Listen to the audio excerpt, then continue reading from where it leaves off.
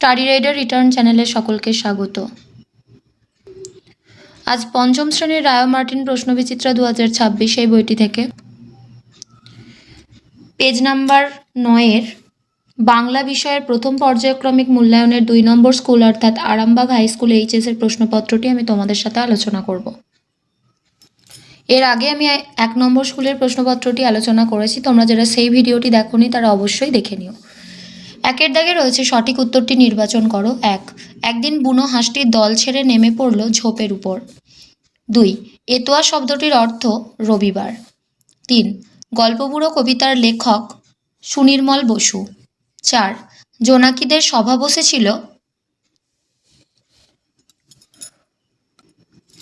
লাল দিঘির পাড়ে।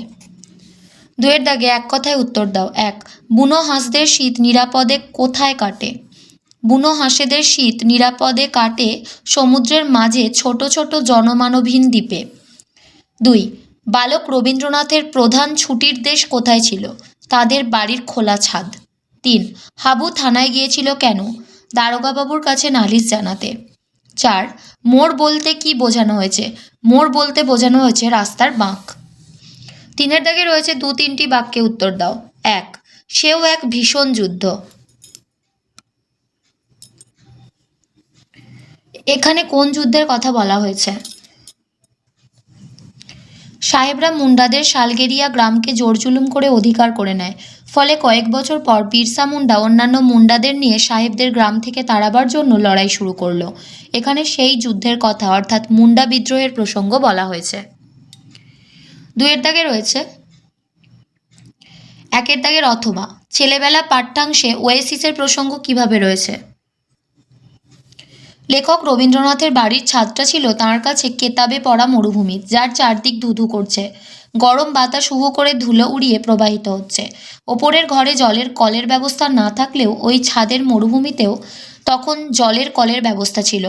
তেতলার ঘরে জলের কল থাকার প্রসঙ্গেই লেখক ওয়েসিস বা মরুদ্যানের প্রসঙ্গ এনেছেন।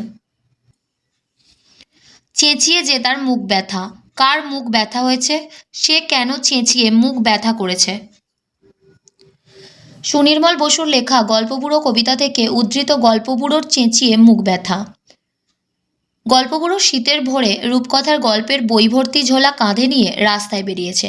সে রূপকথা চাই রূপকথা বলে জোরে চিৎকার করে সব শিশুদের ঘুম থেকে উঠে বই কেনার কথা বলছে, তাই চেঁচিয়ে তার মুখ ব্যথা হয়েছে।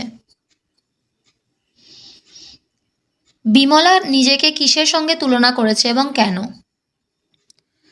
বিমলা নিজেকে ছাইয়ের নুড়ো অর্থাৎ গ্রাম বাংলায় বাসন মাজার জন্য ছাইয়ের সঙ্গে ব্যবহার করা হয় এমন শুকনো খড়ের সঙ্গে তুলনা করেছে।